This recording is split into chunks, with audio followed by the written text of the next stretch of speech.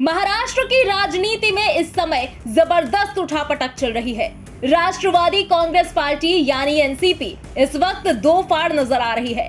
शरद पवार के भतीजे और महाराष्ट्र की राजनीति के दिग्गज नेता अजित पवार ने अपने चाचा को जोरदार झटका दिया है और बीजेपी के खेमे में जाकर खड़े हो गए हैं।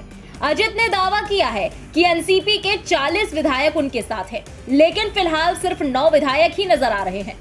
आनन फानन में अजित पवार को डिप्टी सीएम पद की शपथ दिला दी गई। वहीं अजित के साथ 8 विधायकों ने भी मंत्री पद की शपथ ले ली, लेकिन राजनीति का असली खेल अब शुरू हुआ है।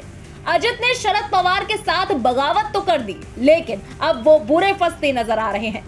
दरअसल राष्ट्रवादी कांग्रेस पार्टी के पास 288 सदस्यों वाली महाराष्ट्र विधानसभा में कुल 53 विधायक हैं।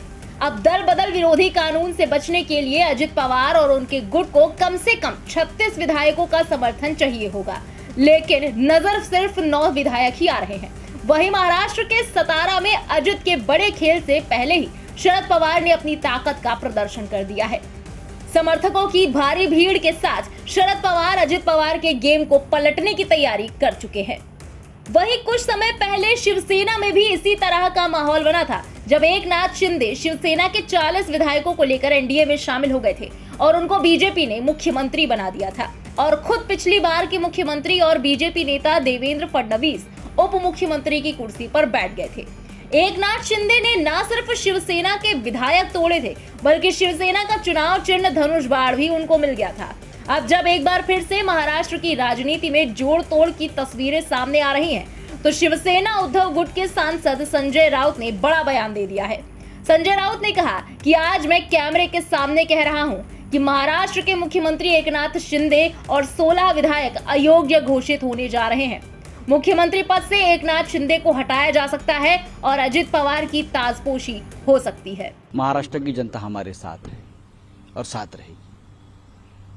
जनता साथ है, जनता हमको साथ देने वाली है। सामना में आज कहा गया कि क्या ये जो शिवाजी का राज्य है और जो घटनाक्रम हो रहा है, क्या शिवाजी के राज्य में ये सब सोचा था? मैं तो ये कहा ना कि ये महाराष्ट्र में ये परंपरा कभी नहीं रही इस प्रकार की। महाराष्ट्र के संस्कृति परंपरा राजनीतिक हो या सामाजिक हो कभी रही नहीं। लेकिन आज मैं कैमरे के सामने बोल रहा हूँ, महाराष्ट्र का मुख्यमंत्री बदलने जा रहा है। महाराष्ट्र को नया मुख्यमंत्री मिलेगा। एकनाथ शिंदे को हटाया जा रहा है। जो चल रहा है एक केस डिस्क्वालिफिकेशन का, उसमें एकनाथ शिंदे के साथ 16 जो विधायक है वो डिस्क्वालीफाई होने जा रहे हैं। इसलिए ये अजित पवार जी को भागम भाग में अपने पार्टी में लिया है और अजित पवार मुख्यमंत्री बनने जा रहे हैं। वहीं संजय राउत के इस बयान के बाद से आशंकाओं का बाजार गर्म हो गया है। महाराष्ट्र में इस समय एनसीपी के अंदर ही हड़कंप नहीं मचा है, बल्कि शिंदे गुट में भी हलचल तेज हो गई है। लगातार इस बात के कयास लगाए जा रहे हैं कि महाराष्ट्र की राजनीति में बड़ा फेरबदल हो सकता है। दूसरी तरफ कुछ जानकारों का ये भी मानना है कि एकनाथ शिंदे को हटाकर देवेंद्र फडणवीस की ताजपोशी मुख्यमंत्री पद पर हो सकती है। बता दें कि राज्य का राजनीतिक घटनाक्रम लगातार नए नए मोड़ लेने को आतुर दिख रहा है। आने वाले वक्त में कुछ नया देखने को मिल सकता है। फिलहाल अगर राज्य में विधायकों की स्थिति पर नजर डालें तो राज्य की विधानसभा में कुल 288 सीटें हैं, जिसमें 145 सीटें जीतने वाली पार्टी बहुमत का आंकड़ा छू लेती है। अजित पवार के एनडीए में शामिल होने से पहले स्थिति कुछ इस तरह थी। भाजपा के 105 विधायक, शिवसेना के 40, शिवसेना यूबीटी के 16, एनसीपी के 53, कांग्रेस के 45 और अन्य 29 विधायक हैं। अब कौन विधायक किस पाले में जाता है और महाराष्ट्र की कुर्सी पर कौन काबिज होता है और किसके दावे कितने सफल होते हैं, ये तो आने वाला वक्त जल्द ही बता देगा। फिलहाल इस खबर के बारे में आपका क्या कहना है, कमेंट में लिखकर अपनी राय जरूर बताएं।